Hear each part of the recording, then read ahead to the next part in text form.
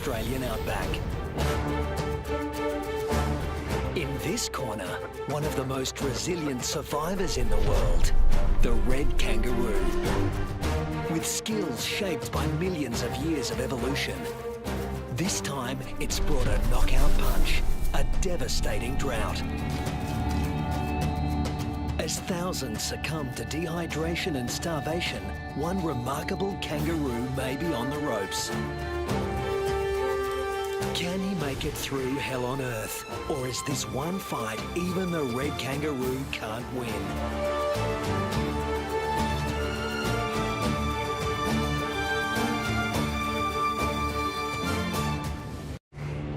Australia, the oldest continent on the planet. Almost 3/4 of it looks like this. At its centre, it gets 5 inches of rain a year.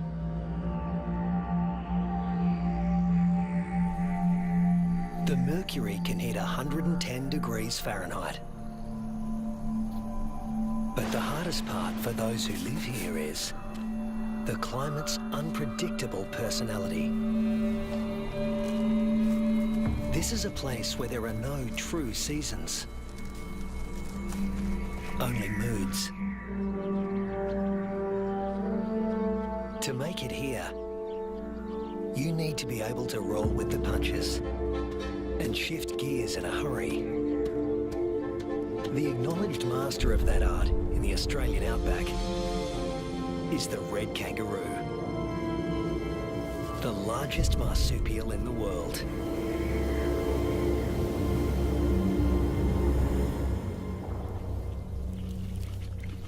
This female is pregnant. Red kangaroo females are almost always pregnant. They've evolved to adapt their reproductive systems to the unpredictable whims of the environment.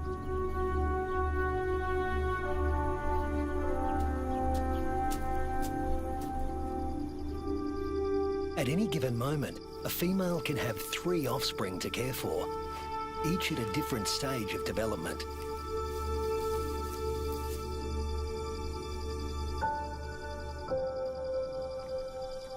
This is number 1, the peanut. After 33 days developing in the womb, the newborn emerges as a blind, hairless, pink creature, roughly the size of a peanut. We call him Rusty. There's virtually no sign of the powerful hind legs we all associate with the kangaroo. He uses his arms to make the grueling trek up the belly to his mother's nipple, guided solely by instinct and smell.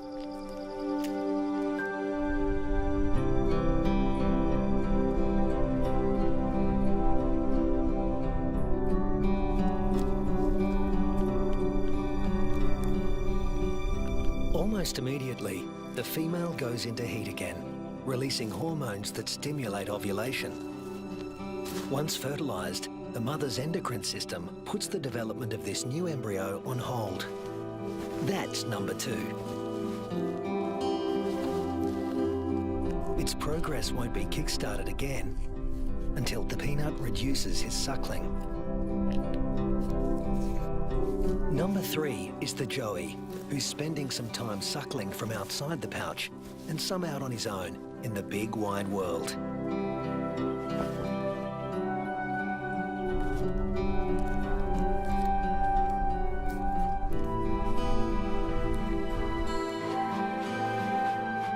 The female is a living assembly line of young at various stages of development. But when times are hard, the system has to be ruthless. She will cut off nutrition to the peanut in her pouch, and when it dies, she'll restart the embryo's development to take his place.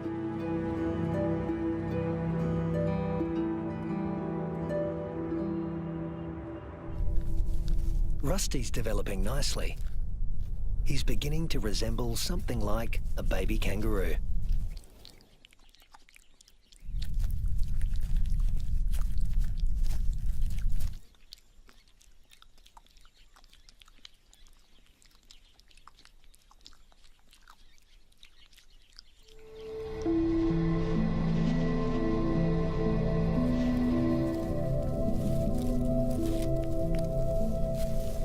3 months old, he can hear all the sounds of the world he'll soon be inhabiting.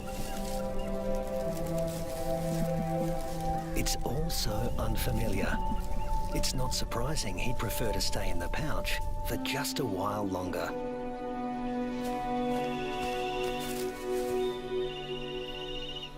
There's plenty of...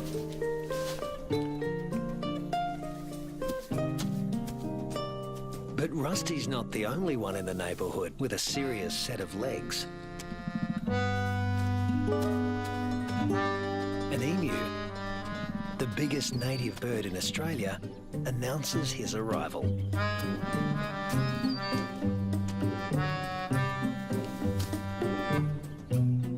His skirt of feathers absorbs 80% of solar radiation, leaving the skin underneath cool. And this dad needs a cool head. In the emu world, dads take on all parental responsibility. The chicks will be under his wing for 18 months. Not exactly the red kangaroo way. Males are pretty much deadbeat dads. They leave as soon as the young are conceived.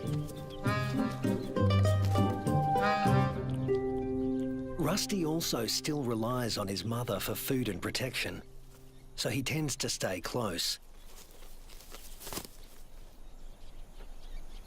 But apparently he's also got an independent streak. Maybe there's even more fun out there. Soon he leaves the rest of the mob and is in uncharted territory. Not a good place for a baby kangaroo to be.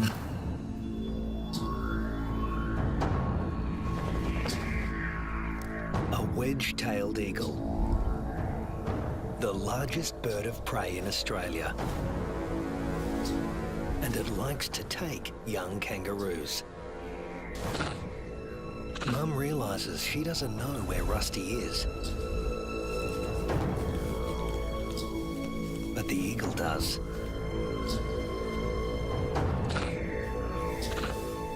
Rusty's big ears and instincts tell him something's not right, but he's too young and inexperienced to know what it is.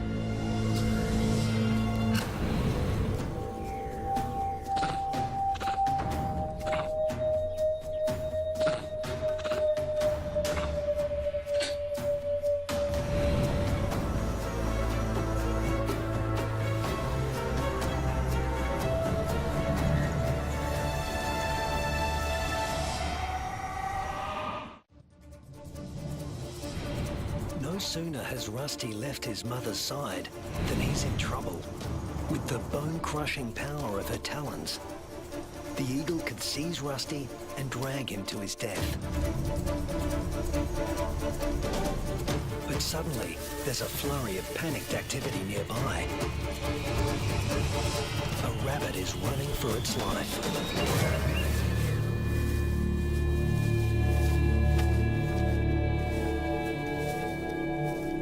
Luckily for Rusty, there was easier prey to be had. This time,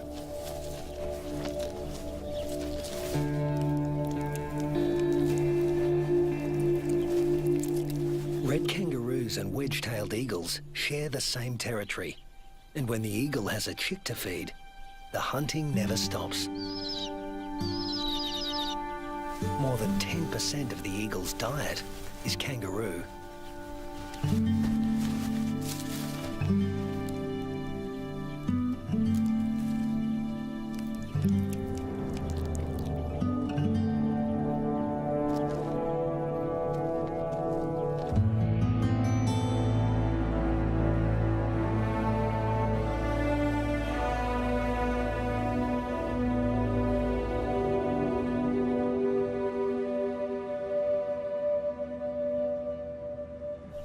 Rusty is now 8 months old and a full-fledged joey, a juvenile that spends all his time outside the pouch.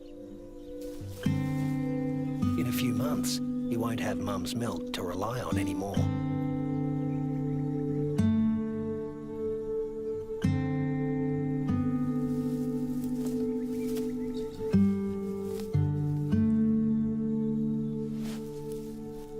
brother will start tapering off his milk supply because there's another bun in the oven and it needs the nutrition. Mum's body now produces two totally different types of milk. A more dilute one for his tiny sister and a richer one for him. Each dispensed from its own nipple.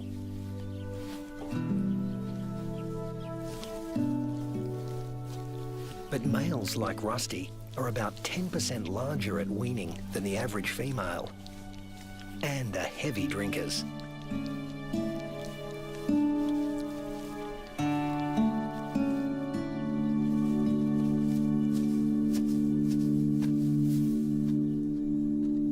This is the kangaroo version of tough love.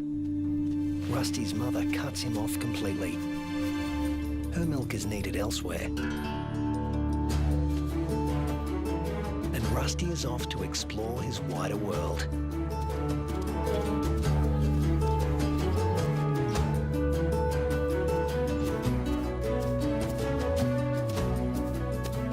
Before long, he happens on another group of kangaroos. These are grey kangaroos, smaller than reds and more suited to areas where the climate is relatively predictable. They don't conserve water as well as reds and prefer the shade of the wooded areas on the desert's edge. Rusty is apparently a new experience for them as well. It's like a get-together with distant relatives you've heard of but never met. Slightly awkward.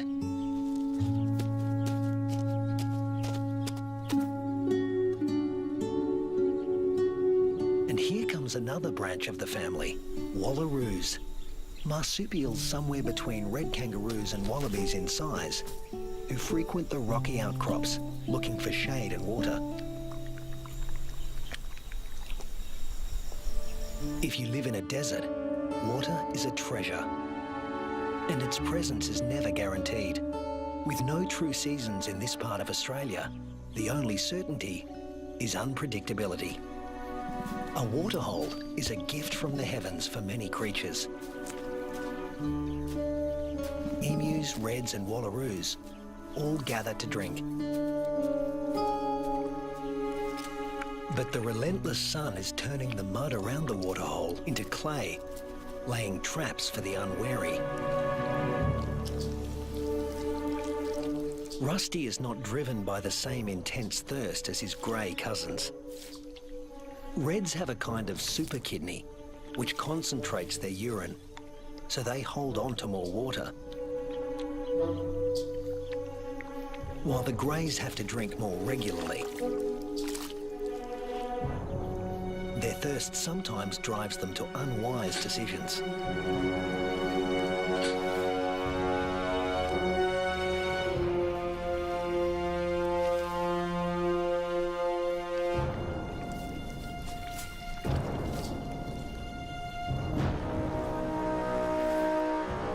This young grey is in trouble, deep trouble, and he's drawing some unwanted attention.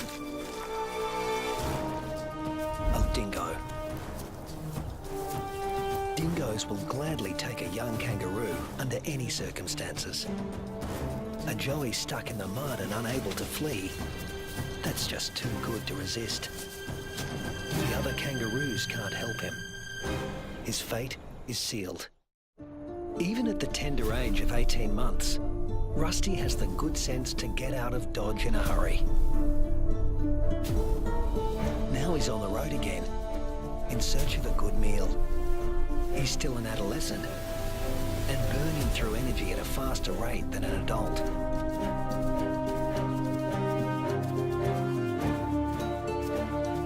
Kangaroo mobs can number in the hundreds, but this one is relatively small.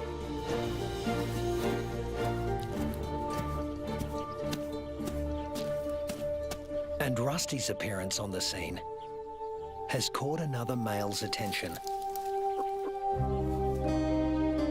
They're around the same size and the same age, perfect sparring buddies. Game on. But this This isn't a life or death battle.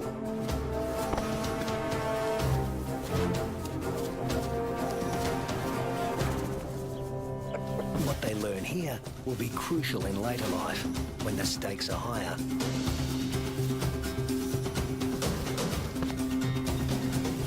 Long arms for wrestling win fights, and females want winners.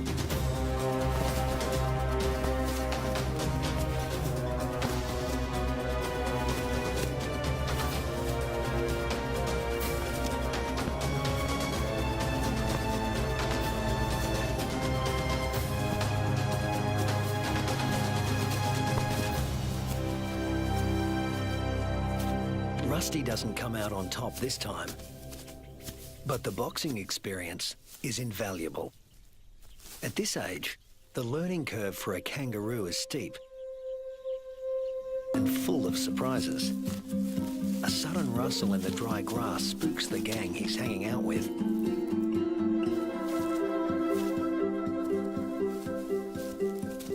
But Rusty's the curious type. A shingle-back lizard, heavily armoured and with a thick tail that looks a lot like its head.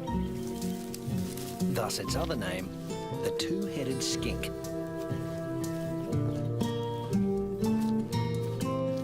Rusty wants to know what he's supposed to do with this. Make friends? Try to box with it? Eat it? The lizard doesn't seem suitable for any of these activities, and Rusty eventually gives up on the relationship.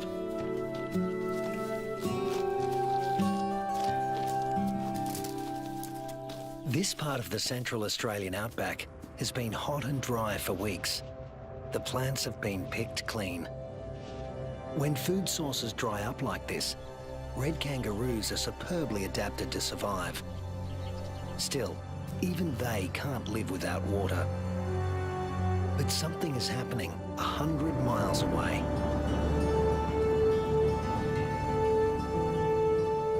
Where the sky has opened up and torrential rains are soaking the parched earth. These waters will end up in the Channel Country and be funneled inland hundreds of miles away from their origin. The channels are dry now, but because the region is low-lying, they won't be for long.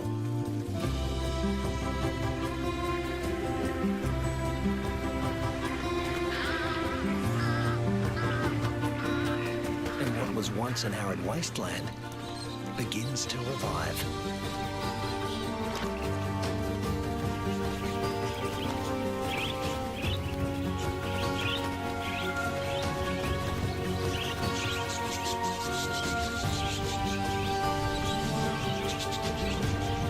From the swirling flocks of budgerigars to the dingo mum and her pups, all are drawn to the life-giving waters. The young eagle flexes its new feathers. And a young kangaroo celebrates in her own playful way.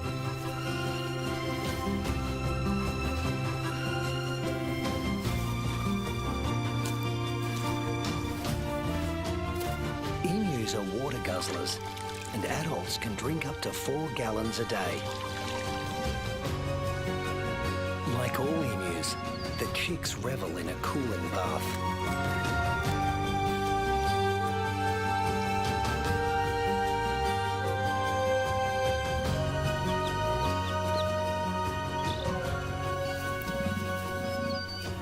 There are some 500,000 emus roaming around the outback, browsing on fruits and seeds.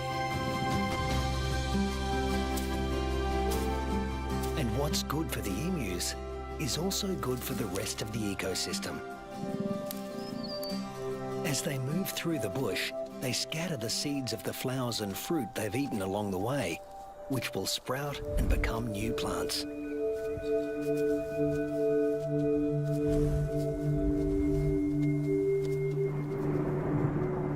The weeks turn into months. Rusty Red kangaroos are built to get where they want to go. Unfortunately, sometimes, especially when they're inexperienced, they get someplace they really don't want to be.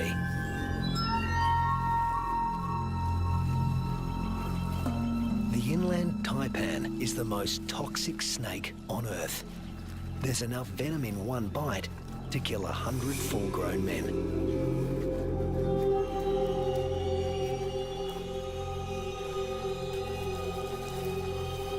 And it specialises in killing mammals. The Australian desert is the kingdom of the reptiles, but kangaroos know too well to leave all snakes alone.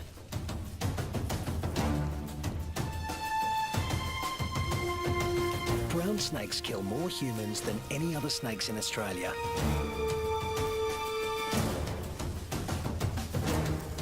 But it's not the biggest reptile in the neighbourhood. This is. The parenti, reaching 8 feet long, venomous and fast on its feet. A large parenti will eat a small kangaroo. But today, it's got its eye on an eastern brown snake.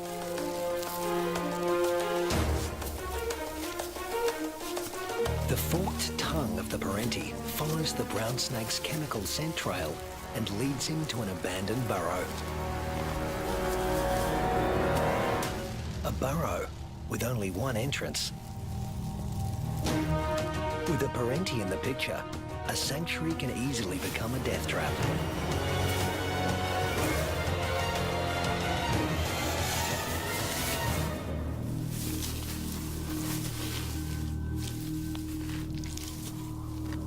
The body of one fearsome reptile disappears into the body of another.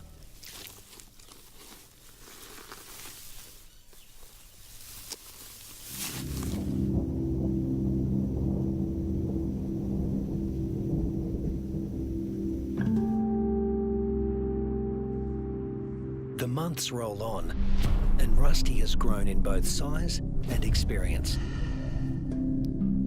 He weighs 150 pounds now and has dozens of sparring matches under his belt. Today, he finds himself with a mob he's met before. The one with the tough male who intimidated him last time.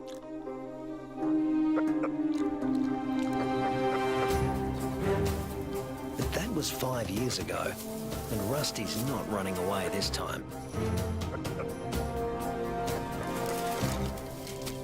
Each tries to attack his rival's head.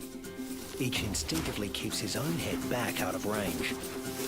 Although highly ritualized, fights between dominant males can mean a future as king or a loner, depending on the outcome. Testicles can be retracted. Don't want those damaged. Rusty, with the darker fur, is putting up a good fight, but the alpha male is more experienced.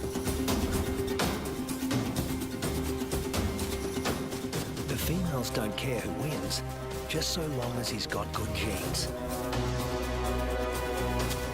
But Rusty is younger than his opponent and in top fighting form.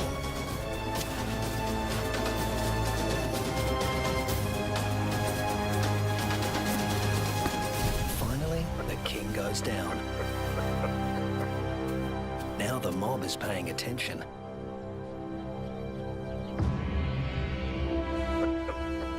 Rusty's the top male now, and to the victor go the spoils.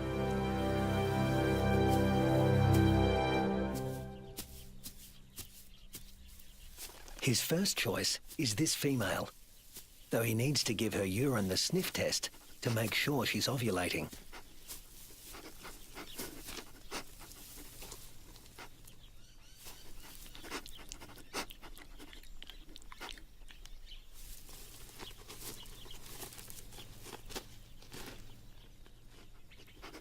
She's ready. But Rusty has only a brief window of opportunity. She may only be receptive for a matter of hours.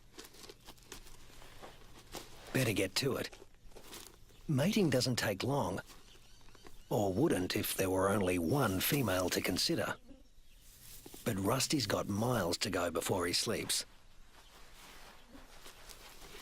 He's King Kangaroo now, and in addition to regular mating duties, he'll have to fend off other young roos who'd like to knock him off his throne, just as he did his predecessor. But that's not all Rusty has to worry about. The temperature is soaring and the land is drying out.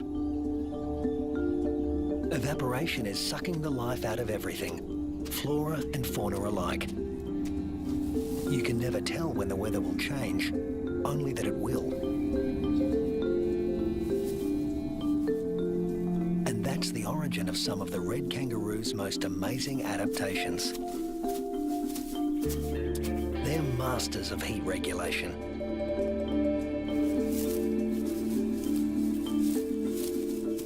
The fur on their backs reflects about 30% of incoming heat and keeps their skin cool, the blue parts of this thermal footage. Spreading saliva over their forearms cools the blood, which has been brought close to the skin surface via a dense cobweb of capillaries.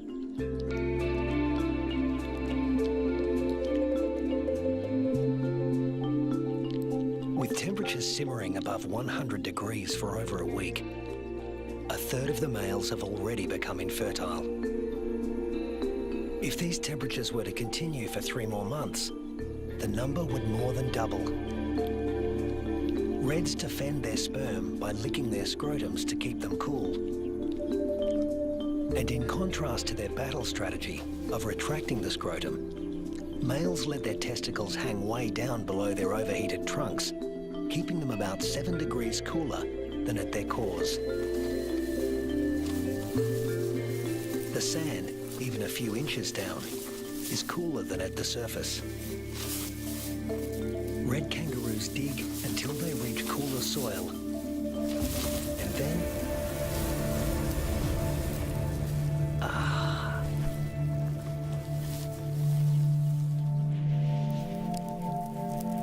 It hasn't rained in months now. The dry, dead grass offers Rusty no nourishment. But then...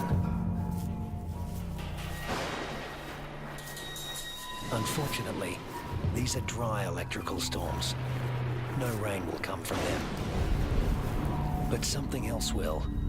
Something worse than hunger.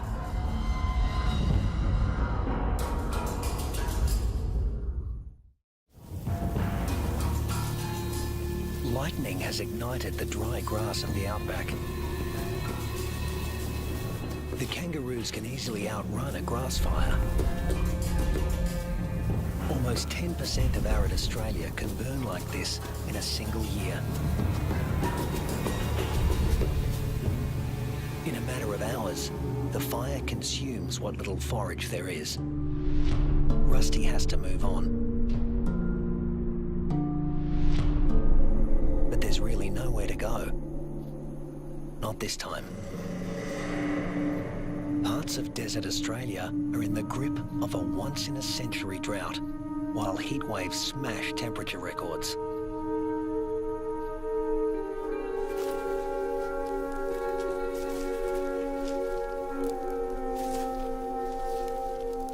Nothing that lives here has ever experienced anything like it, Rusty included.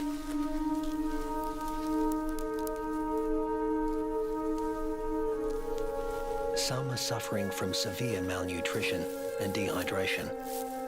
But if anyone can survive this, it's a red kangaroo.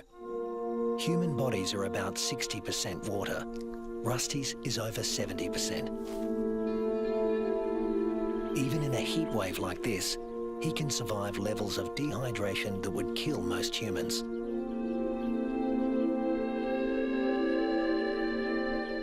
Reds only sweat when they're on the move.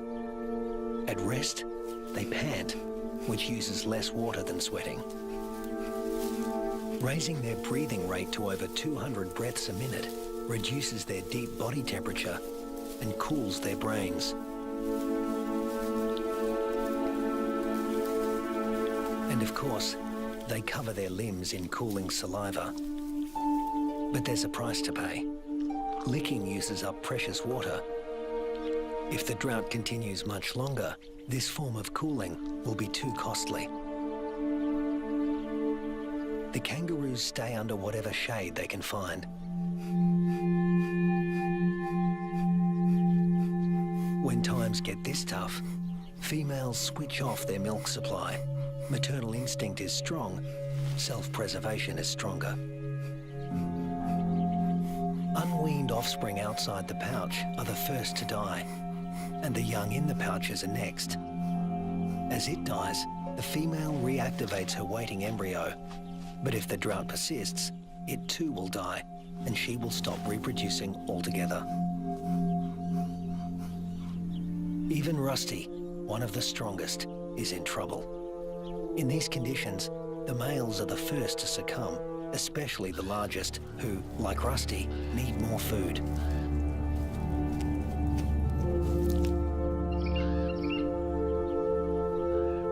The demise of the red kangaroos is the wedge-tailed eagle's bounty.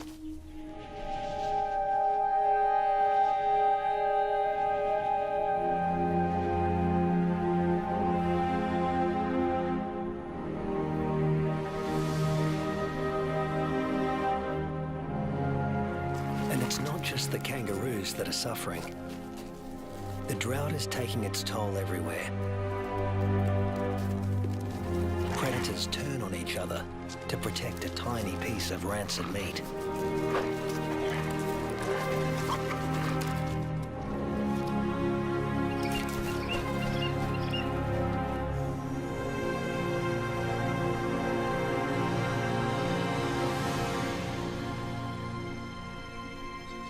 This is the last remaining waterhole.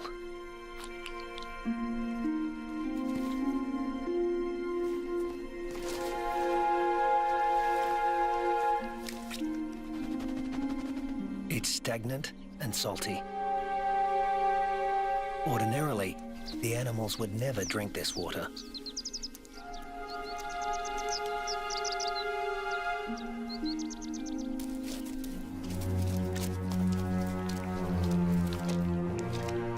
But desperation drives them. The drought makes for uneasy bedfellows.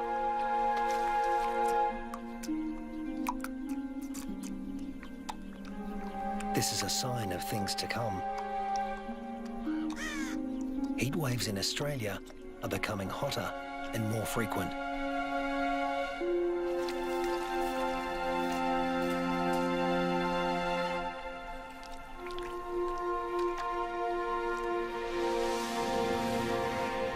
The intense dry heat continues and the casualties mount. Among them are many of Rusty's offspring. In some parts of these desolate lands, drought can kill 8 out of every 10 kangaroos.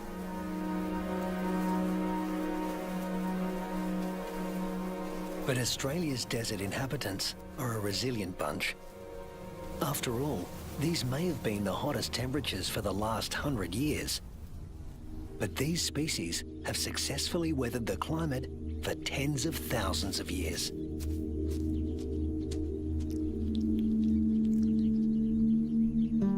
And Rusty is still here, conserving his energy and biding his time. A change is going to come. It always has.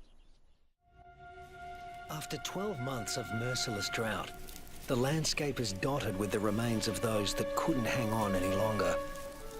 But in the Australian outback, all bad things come to an end. Eventually. Thunderclouds are gathering in the distance. Rusty seems to sense a change in the weather.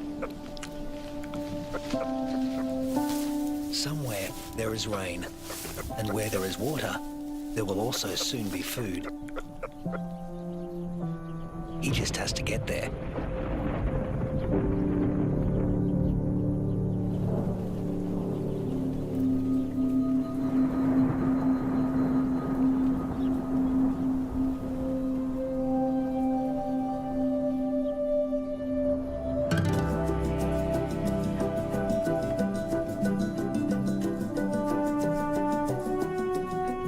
With what remains of his ebbing strength, Rusty heads in the direction of a storm.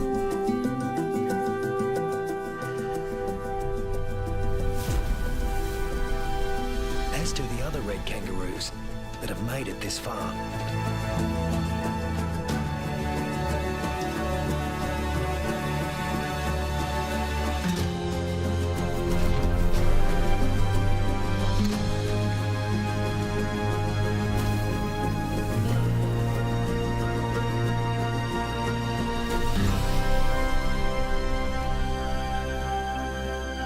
When Rusty reaches the area watered by the storms, he finds a world restored by rain.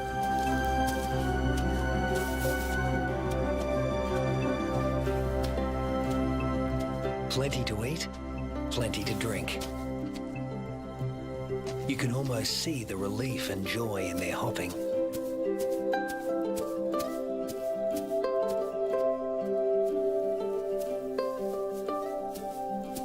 They will stay here and take in the nourishment. In only a few weeks, males and females will have their health restored, and soon they'll be ready to reproduce once again.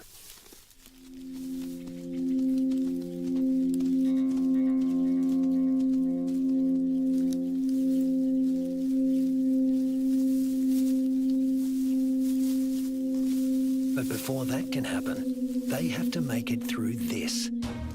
A pack of hungry dingoes.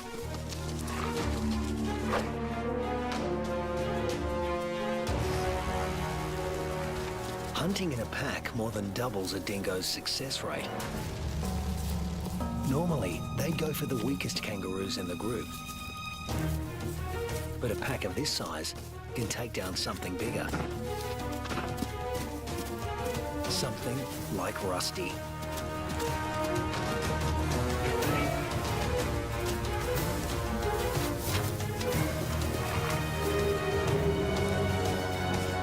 Luckily, his strength is completely restored, and he can travel at full tilt. Rusty doesn't accelerate by bounding faster, but by bounding further. He lengthens his leaps, at times covering 25 feet in a single bound. Once he gets past 10 miles an hour, Rusty rockets along with little extra effort, while the dingo's forelegs need to move ever faster. Now hitting 25 miles an hour, Rusty's only using about half of the energy the dogs are putting in. They have no chance of catching him.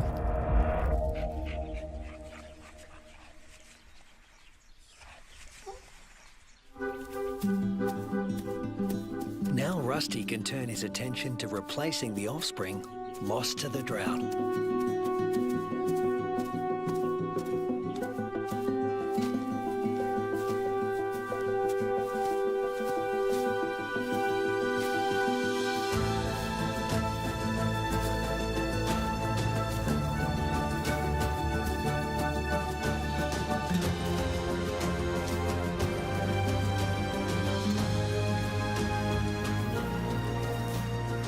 At 200 pounds, powerful, and in the prime of life, there's no question that he's the dominant male of this gang.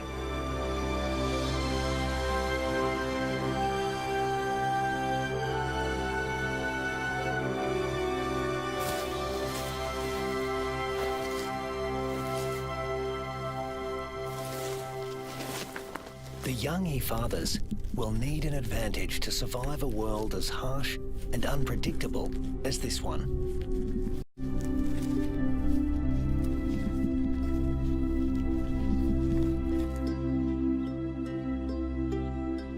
What greater advantage could there be than to begin life as the progeny of the undisputed king of the red kangaroo mob?